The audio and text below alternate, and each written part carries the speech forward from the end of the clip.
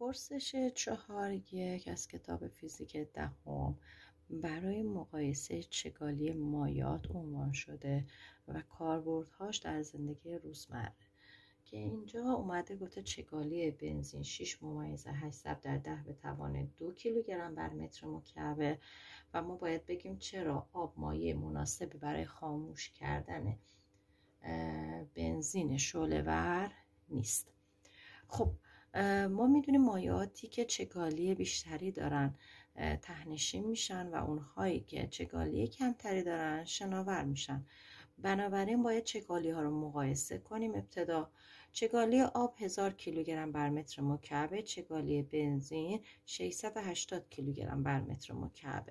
ما برای مقایسه باید دقت کنیم اولا یکاها با هم برابر باشه که خب توی این تمرین یکاها با هم برابره. بعد به توان 10 باید دقت کنیم.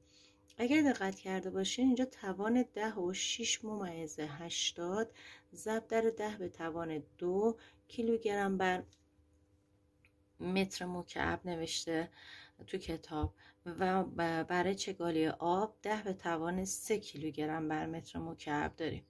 خب اگر این توان 2 رو در نظر بگیریم و اینو با توان 3، بعد عددها رو که اینجا 1 و این 6.8 مقایسه کنیم، ممکنه که اشتباهی توی محاسباتمون رخ بده و ما نتونیم در واقع الان اینجا 1 رو با 6 و 8 مقایسه کنیم، 6 و 8 بزرگتر میشه، بنابراین نتیجه میگیریم که بنزین سنگین تره.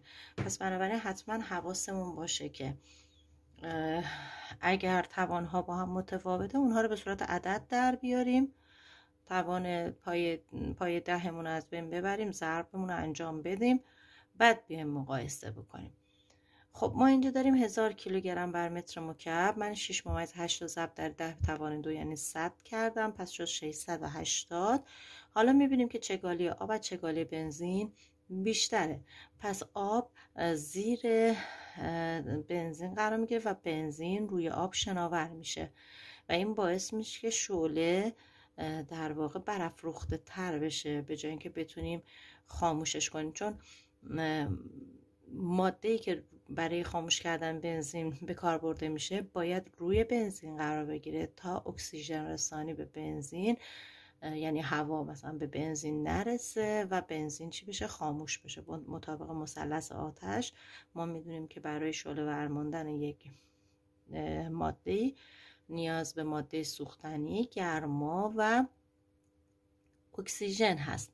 پس ما اگر بتونیم یکی از اینا رو از بین ببریم شعله خاموش میشه، که وقتی که بنزین روی آب شناور بشه پس آب نمیتونه جلوی هوایی که به بنزین میرسه رو بگیره و بنزین همچنان شعله ور میمونه.